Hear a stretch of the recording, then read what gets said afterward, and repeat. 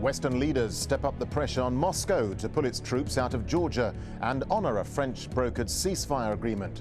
So who are the winners and losers in the conflict over South Ossetia? And as Russia reasserts itself in the Caucasus, what happens now to relations between Moscow and the West? This is Inside Story.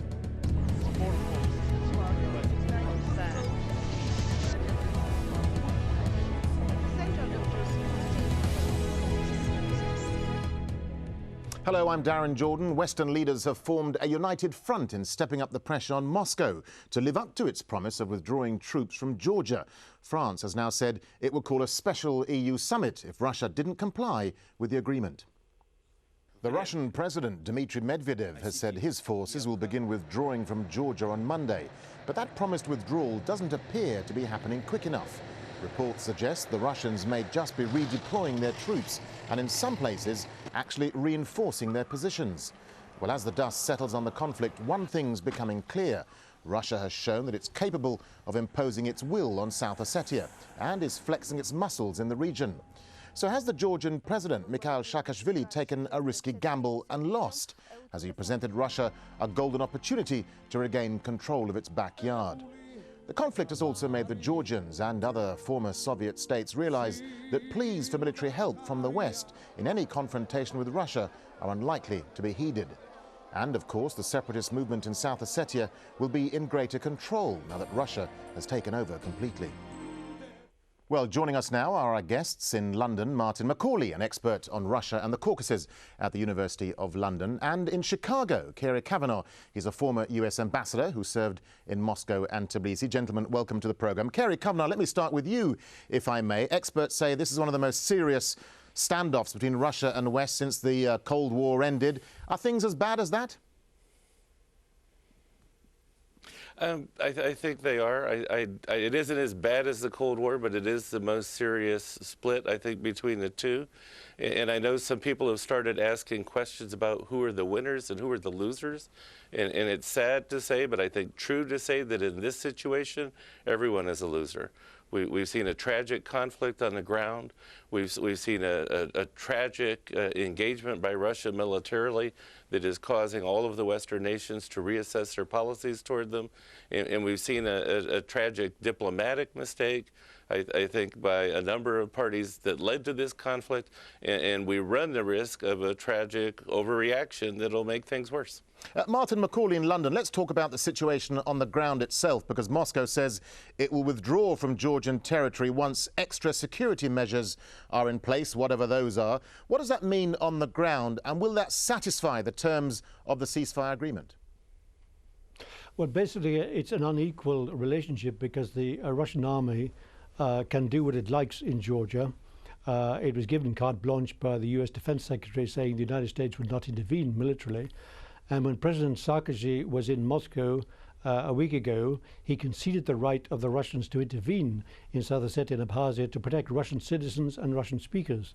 And therefore, they can expand this further, and you can use the arguments of Sir Thomas Aquinas. You have a moral duty to intervene to protect the weak and helpless and those suffering injustice. So therefore, all these arguments can be used, and the Russians can basically militarily occupy Georgia, and render it really defenseless to make sure that it can never be a military force which will cause Russia any trouble in the future, and also to prevent Georgia joining NATO.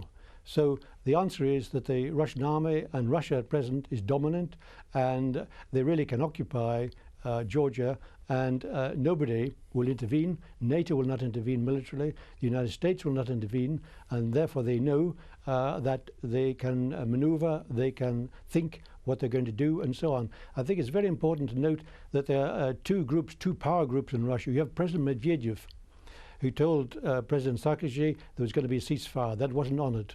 He told Angela Merkel there was going to be a ceasefire. That wasn't honoured.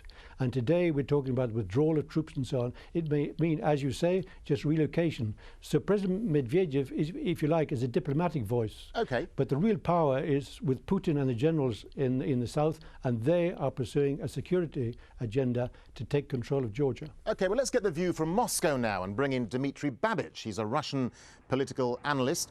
Dmitry Babich, many observers say that Russia has emerged stronger from this conflict. It's been able to impose its will freely on South Ossetia. Is Russia the clear winner in this conflict?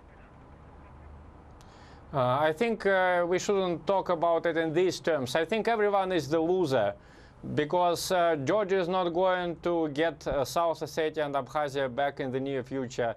Russia is facing this, to my mind, unjustified critique from the West. And the West has shown itself completely impotent to stop first the Georgian attack and then the Russian attack.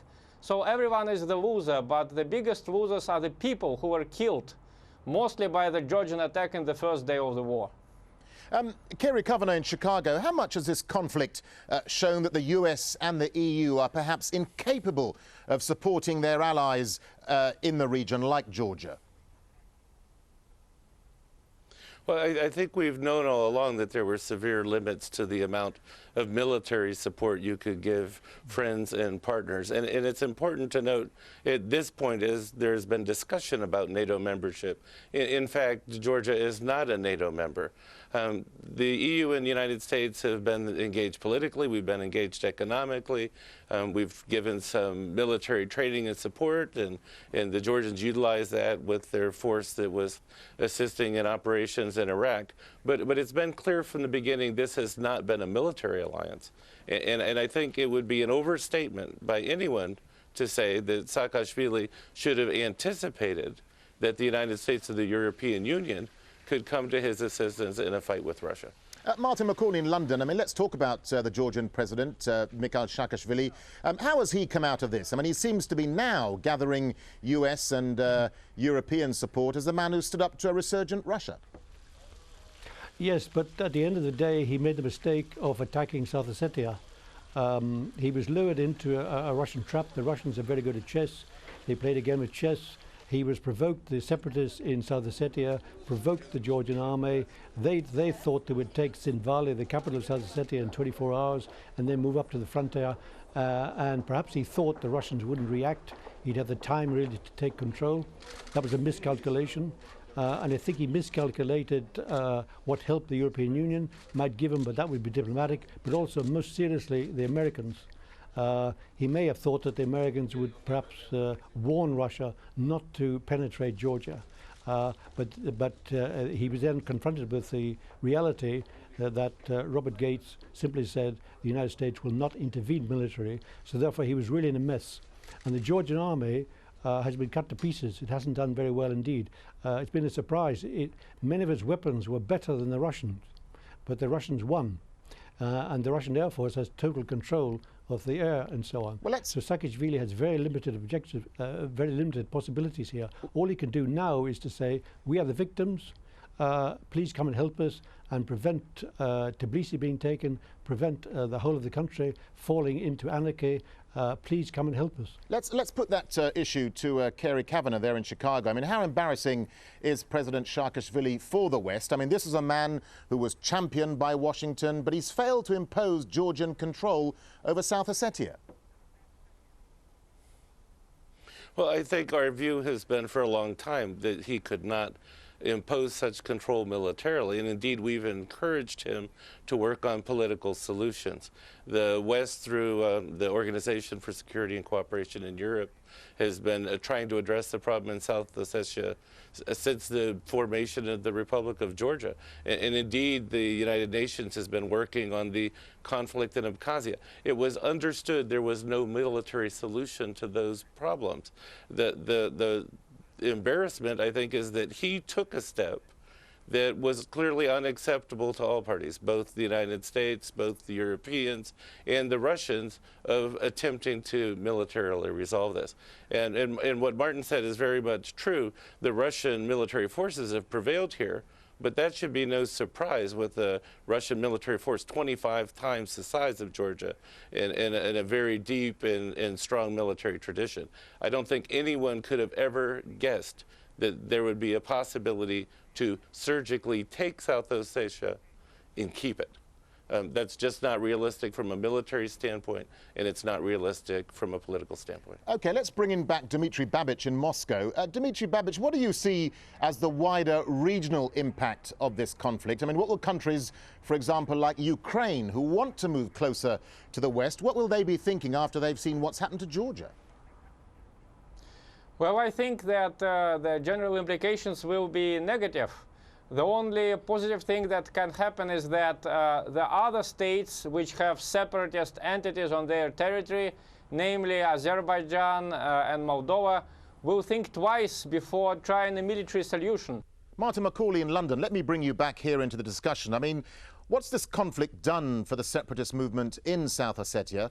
I mean, will they now have much more control, perhaps? Yes, you can look forward to South Ossetia being under South Ossetian control, which basically means Russian control. There will be a strong Russian military presence there to protect the separatists there. And if you like, it will de facto leave Georgia. The same thing will happen in Abkhazia. Then you have the situation, what happens if the Georgians, if the Georgian army attempts to shell South Ossetia or attempts to shell Abkhazia and so on.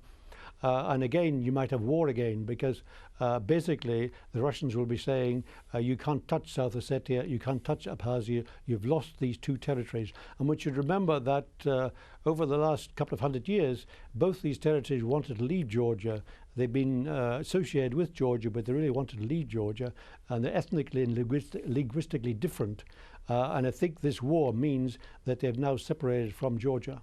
I mean, Kerry Kavanagh in Chicago, we know, for example, that Georgia very much wanted NATO membership. That's not something that Russia wanted. But what sort of message is Russia sending out to Washington and the EU?